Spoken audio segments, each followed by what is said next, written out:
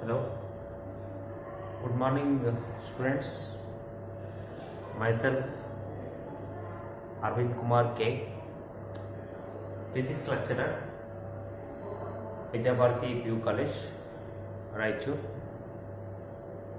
As already the fact is known, we are all aware about this pandemic, because of which we are forced to engage the classes in this way, virtual classes, which actually is to be carried out in our college premises as a real regular classes, but unfortunately we are engaging virtual classes because of that COVID. But no problem, hope for the best. Hope for the best. With that hope only, we will continue. And I think soonly we will have a joyful and happy moment in our premises only. Then onwards, we continue with our regular classes with all the interactions and discussions of the subjects, so that we can get the benefit of real physical classes. Until then, anyhow, we have such a technology or a medium, which also is because of physics only. We can be in touch with each other and we can communicate, which will help us to exchange our ideas, thoughts, discussions, opinions through this medium, which also is invention of physics. Physics, the subject brings many things in our daily life. For example, a person, if he has some common sense, some logic, then that person easily can be called as a physicist. No doubt in that. Every layman, a common man, is a great physicist. If you ask me, how is that? I can tell you many things. How one common man or layman is considered as a great physicist. Because even a student, you also, if you are coming from your house to the college, and what you people do in the beginning of your journey itself to reach the college, suppose if your house is nearby the college, some 300 meter away, nearby bus stand or somewhere Azad Nagar like that, what you do, you first see the wall clock or you first see the time. To do that, first you will see your time or your watch. If college time is 9:30, what you people do? You will leave your house before 5 minutes. Before 5 minutes or before 10 minutes, because you know how far that college is, and how long I have to walk to reach the college, because you know the distance and you know your speed, at what speed you can walk, the optimum speed or the average speed or moderate speed. if you count your steps, if your step is of 1 meter, if you are able to walk by keeping your steps 1 meter away, if each of your step is a 1 meter, then you can easily estimate that 300-meter distance in what interval of a time it can be covered. And estimating in that way, what we people do or what you people do, you leave your house either 5 minutes earlier or 10 minutes earlier, because you know both, you know distance, you know your speed. Depending upon that, what you people do, by 9:20, by 9:25, you leave your house so that you can easily reach the college by 9:30. See how exactly you calculate the time. This much of a distance, if it is for 300 meter, and I can walk with the speed of 1 meter per 1 second. By estimating in that way, you will calculate yourself how much time it requires to reach the college. If it is 300 meter away from your house, you easily estimate that hardly I can take some 5 minutes. Within 5 minutes I can reach the college. See how exactly people start calculating. By knowing two physical quantities, the third can be calculated. That distance is known and speed is known. Now time can be easily calculated, and that only we do in physics. Speed is equal to distance traveled by time taken. Speed is equal to distance traveled by time taken. See that simple relation.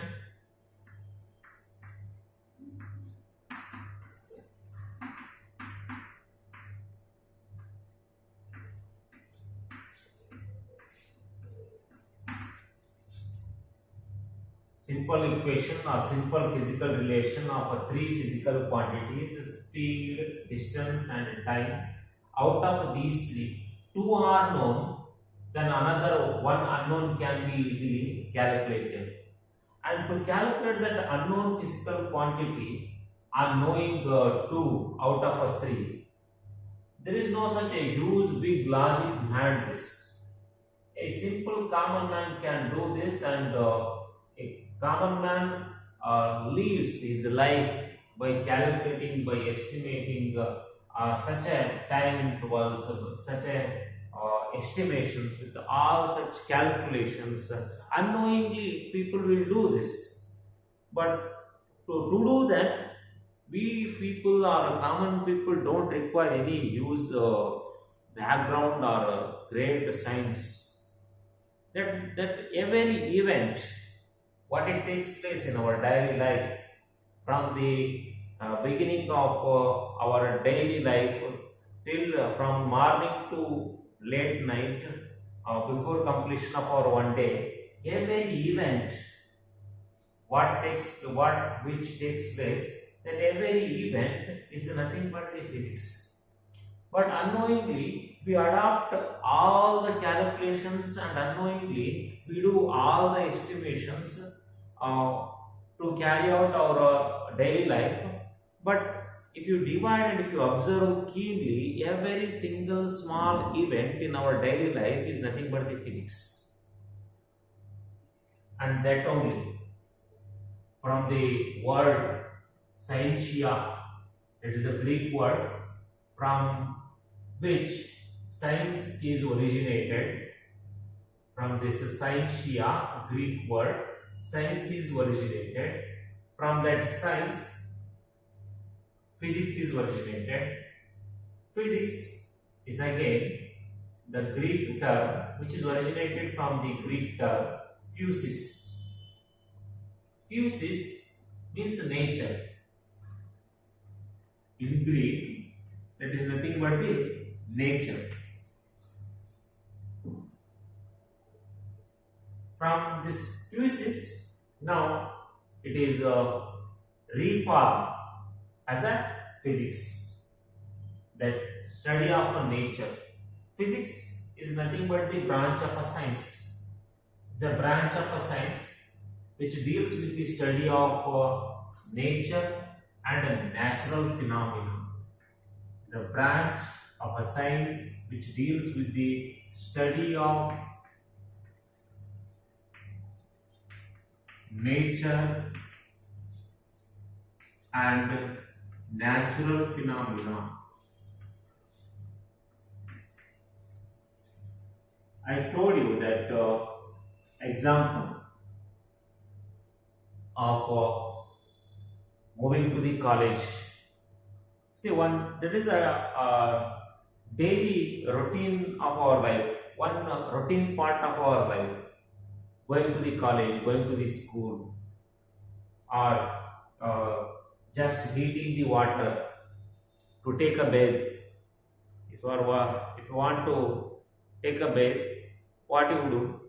You heat the water, you boil the water, and there for that purpose you can make use of any electrical stove or water heater, electrical heater, and on which it is written an electrical heater. If it is of 1,000 watt, 1,000 watt is a power. 1,000, that heater is of electrical heater is of 1,000 watt. You can again estimate to boil the water. Boiling point of water is known 100 degrees Celsius, or to heat the water up to some 60 degrees Celsius, and room temperature if it is of 30 degree. Then while at normal temperature water is at 30 degrees Celsius. To raise its temperature from 30 degree to 60 degree, how long that water heater is to be kept, or water heater is to be introduced in that water? How long the time interval that heater is to be kept in that water, so that you can raise its temperature from 30 degree to 60 degree, so that you can make use of that hot water to take a bath. This is how in every daily event we are making use of our physics, but still people don't consider that as a serious matter. But when we are studying that, while studying, we consider that as a serious subject, tough subject, hard subject. There is no such. But the thing is, we the people, being a physicist, we should have such an attitude. We have to bring that physics subject in our daily life, in our every single event, how that physics is playing its own role in our daily life to carry out our life easily. If the person has such common sense, such a logic, if the person is able to bring the physics in his daily routine, then that person is nothing but a successful physicist only. If I am able to think of that, how physics is playing an important role in my daily life, then I can be a physicist. I can be considered myself as a great physicist, because there I am trying to bring that physics in my daily life. The thing is, which is to be done, that is the thing what we have to do. We have to bring the subject in our daily life. What role is played by that subject in our daily life in carrying our routine things in our daily life? See, there in that example of heating the water, in cooking the stuff in a kitchen, in taking the appliances, advantage of appliances, any electrical machine if you take, or any electronic device if you take, how actually it works, it's a construction, based on which principle that is designed, what are all the advantages or applications of those devices. This is all nothing but the physics only, that we need to understand. To study the physics, no extra intelligence is required. No extra intelligence is required to study the physics. A simple common sense is enough to study the physics, which actually means, as I told you, Physics means physis, that is nothing but the nature. Study of nature or natural phenomena, that itself is a physics, a branch of a science which deals with the study of nature and natural phenomena. Further, there are many branches. Under different heading, we are studying the physics, such as mechanics,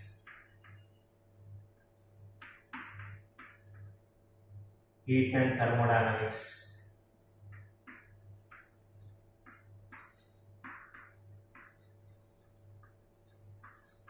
heat and thermodynamics, electrodynamics,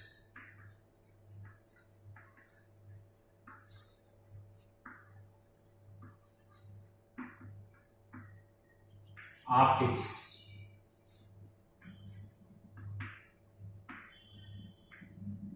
quantum mechanics,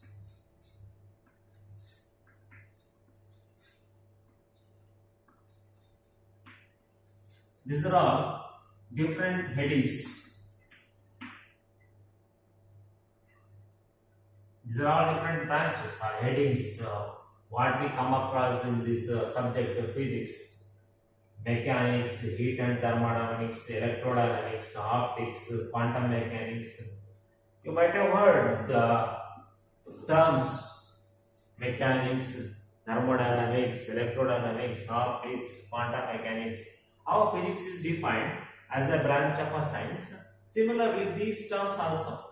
Mechanics is a branch of a physics which deals with the study of an equilibrium of a macro object.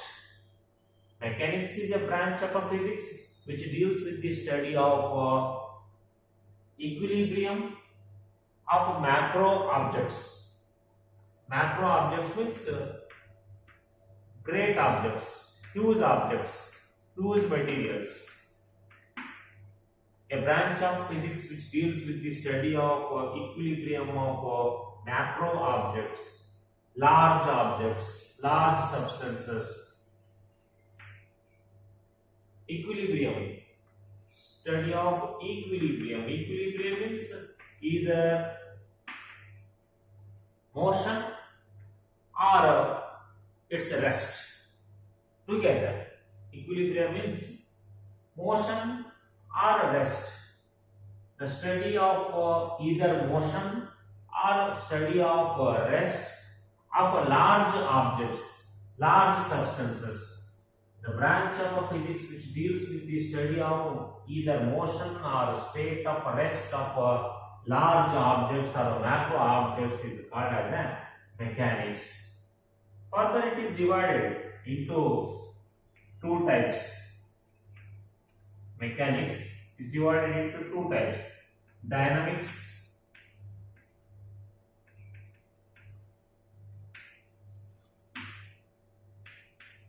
and statics. Dynamics and statics.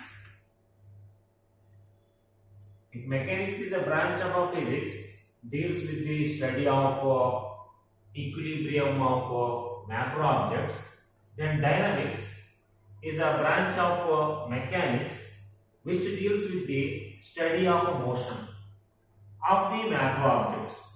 It deals with the study of motion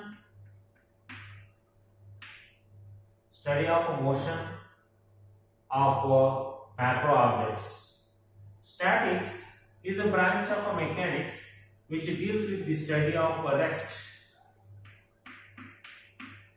It deals with the study of properties of objects, macro objects in state of rest.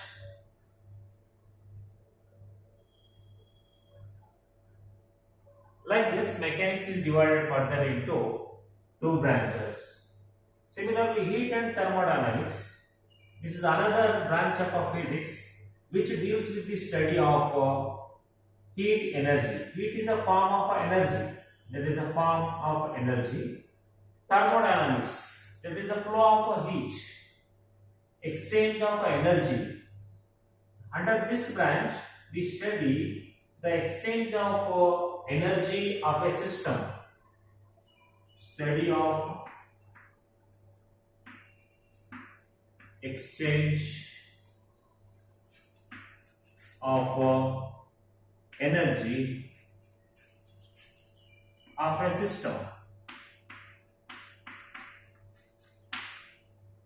Study of exchange of energy of a system. System means collection. Collection of the particles. System means collection of particles. Exchange of energy. How heat energy is absorbed by the material particles and how it is liberated from the collection of particles. Such an exchange of heat energy and the study of total energy of the collection of particles. Collection system means collection of identical particles, a collection of the particles. Collection of particles.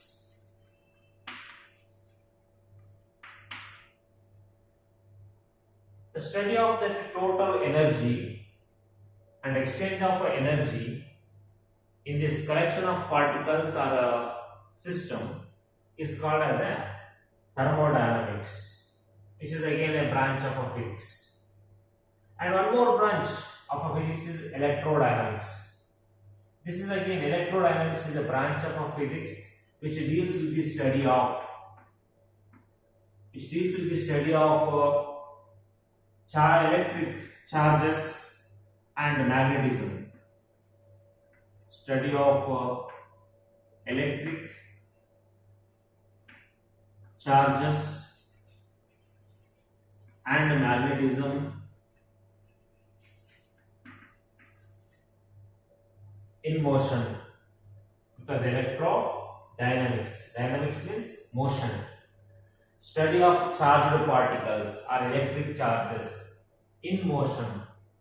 That's why this branch is defined in this way. Electrodynamics is a branch of a physics which deals with the study of properties of moving charges and magnetism.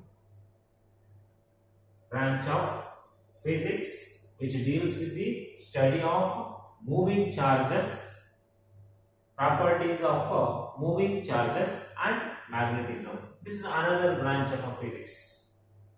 And next, one more branch called as a optics. This is again, how is this defined? Optics, a branch of a physics. What is an optics? Optics is a branch of a physics which deals with the study of properties of light energy, or study of phenomena related with light energy, such as reflection, refraction, interference, diffraction, polarization. These are all the light related phenomena. Starting from the rectilinear propagation, light travels in the form of a straight line. Reflection, getting back of the light into the same medium. Refraction, changing of the path of the light when it enters from one medium to the another medium. Interference, diffraction, polarization. These are all light related phenomena. The branch of physics which deals with the study of light energy and the phenomena related with the light energy is called as an optics. That branch, again, you can define in this way. Optics is a branch of physics which deals with the study of phenomena related with the light or light energy, such as reflection, refraction, interference,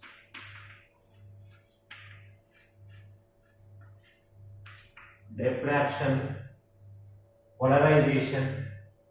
These are all light related phenomena. You might have heard these terms. What you have come across in your 10th syllabus: reflection, refraction, formation of a rainbow, scattering. Those are all light related phenomena which are studied under this branch of physics called as an optics.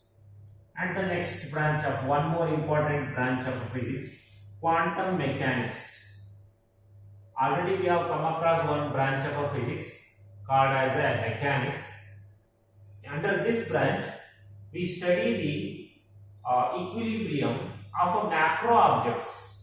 Macro means large objects. But in this quantum mechanics, which is again one more branch of physics, which deals with the study of again equilibrium only, but of micro objects. Here also we study the equilibrium. Equilibrium means both motion and rest. Study of equilibrium of micro objects. Micro objects means small objects. Small objects means very small, which are of the order of 10 to the power of minus 6 meter. Micro.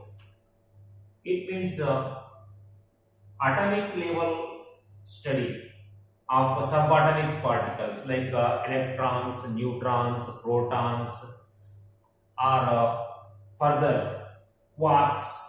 These are all nothing but the micro objects. Micro particles of the order of 10 to the power of minus 6 meter. Micro means 10 to the power of minus 6. The study of such small objects during their equilibrium, during their motion, during their rest. That branch of physics called as a quantum mechanics. What is the quantum mechanics? A branch of physics which deals with the study of equilibrium of micro objects or micro particles such as atoms and atomic particles, subatomic particles like neutrons, protons, electrons, quarks. These are main headings or main branches of physics. But whatever the branch, we will come across all these branches in a due course of 2 years of your syllabus, PUC first year and PUC second year. The main topics in a PUC first year for your syllabus, there are mechanics, heat and thermodynamics, sound and waves, then properties of a matter, properties of a liquid, and properties of a fluid. Fluid means both together, liquid and gases. Properties of a fluid. These are all we are studying in a PUC first year syllabus. But see, to study the physics, I already told you, a great memory or a great intelligence, IQ, such things are not required. If you have some common sense, then that is enough to study the physics. At the same time, you should cultivate some logic or a reasoning. Your reasoning has to be strong enough to find the reason behind the effect. That means you should be eager in finding the cause of the effect. If one thing is happening, means you should be able to find its cause, why that thing is happening. If you are able to think such a small thing logically, then such common sense is enough to deal with the physics. But remember, language of the physics is mathematics. Mathematics is the language of physics. If you want to communicate in terms of physics, if you want to learn the physics, you should have some mathematics knowledge. It means if you want to experience your opinions, if you want to share your opinions with some other people, with your friends, we require the help of a language. Through that language, we can share our opinions and our thoughts, our ideas with our friends. For that, what we require? We require language. In that way, here also to study the physics, maths is required, because the maths is the language of physics. Why that maths is required? That you know. Already I have shown you with the one simple ratio. Speed is equal to distance traveled by time taken. Instead of telling that huge great story of one phenomena, you can express that entire phenomena of physics in one small mathematical expression. Einstein, how he gave this equation, E is equal to mc square. See, this small mathematical equation is enough to tell all the things which are all taking place in the universe, starting from the formation of a small microparticle to the formation of a great universe. Mass can be converted into energy, and energy can be converted into mass. These two can be interconverted with one another. Energy can be converted into mass, and mass can be converted into energy. See, such a small mathematical equation is enough to understand that everything which is taking place around us in the nature. That's why maths is the tool of physics. Maths is considered as a language of physics. That's why we will start with some basic mathematics to understand the physics. How those basic mathematics will help us, the laws and rules of mathematics will help us in understanding the physics. In my next session, I take one bit of mathematics, actually, how the rules and laws of mathematics will help us in understanding the physics. Thank you.